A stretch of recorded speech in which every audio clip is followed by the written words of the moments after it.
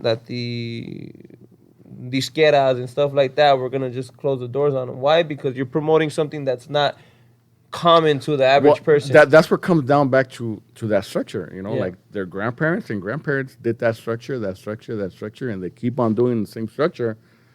To all the Yeah. labels that they want to continue on the same path that from back in the dinosaur years when they started to now, and Back when they were making music with rocks. And expect the same outcome, and it doesn't work like that. You have to adapt to the new stuff. Yeah, like but- for instance, for me, I feel like one of the biggest trendsetters in this industry, bro. In general, I just thought it was the wrong time. Like the whole Chalino Sanchez época, their music wasn't.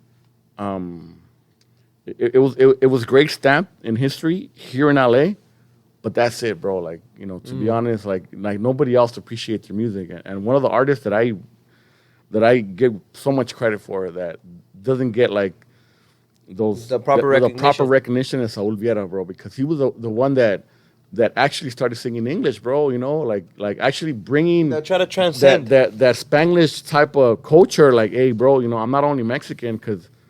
For him in that era, whoever grew up in that era, it was so hard, bro. It's like, como te digo, you were a cholo or you were a paisa, bro. When you were a paisa, you licked the front like, ew, fucking paisa, whatever. So he made, to be honest, bro, to me, Saul Vieira and Chalino, they made paisa being cool, bro. Like, to me, I was like, fuck. And then they spoke the language, and then, Saul Vieira was a gangster, bro. So, you'd be like, damn, he would show up, strapped up, and his homies, and the Satanas, the truck, and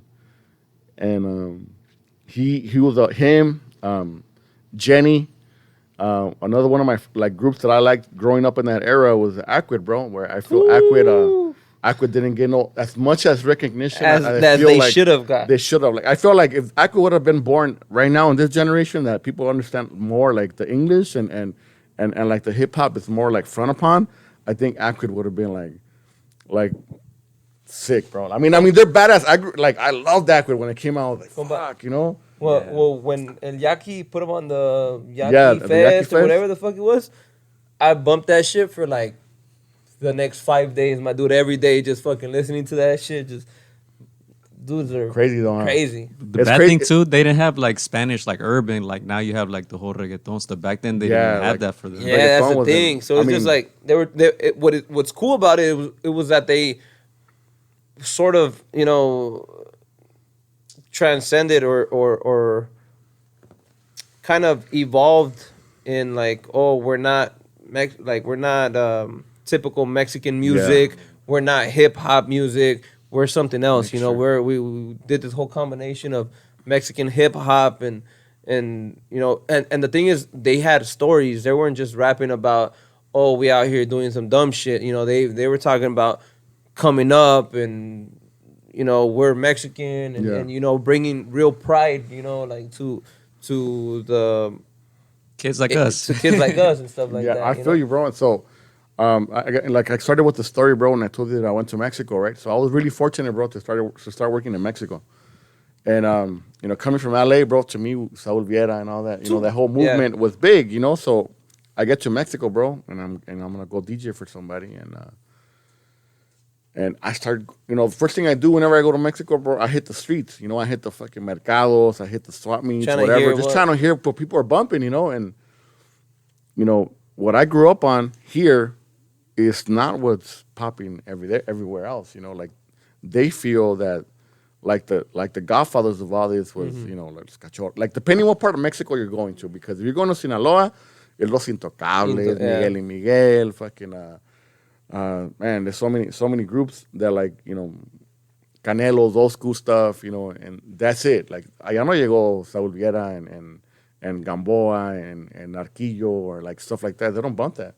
Yeah. To them that's that LA shit. That's LA shit. That's Chalino, Chalino got there, but it wasn't like big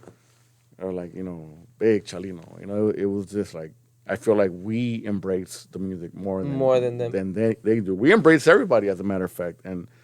That's the reason why, like, Mexico, I got mad love for them, bro, but it's just that when you get into their music, since it's regional Mexican music, they have something to say all the time. Like, this is we started this shit. Yeah. You know, they feel they like, feel like we owe some, we like, get owed some fucking recognition type like shit. you're playing our type of music. Like, why are you changing it up? You know. And like I said, compa, like I don't want you to think like I'm No. I'm You sound like Jordan. sound like a hater, huh?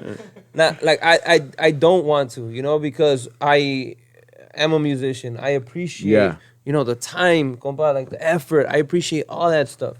You know, it's just like I said, like, you know, everybody has their preference. I feel you.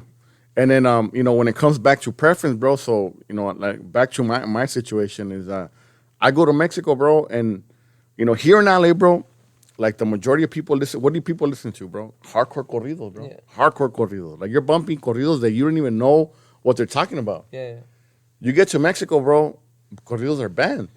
Yeah. Corridos are banned. Everybody listening to romantic music, Queen, Rolling Stones, the Beatles, Hard House. It was weird. They're still bumping Akon, man. Yeah, like for them is Shaggy, you know. Oh, Shaggy. You're like, Shaggy is like the banger right there. With like fucking. You call me red handed, creeping Wasn't with the girl me. next door. Wasn't me, you know. So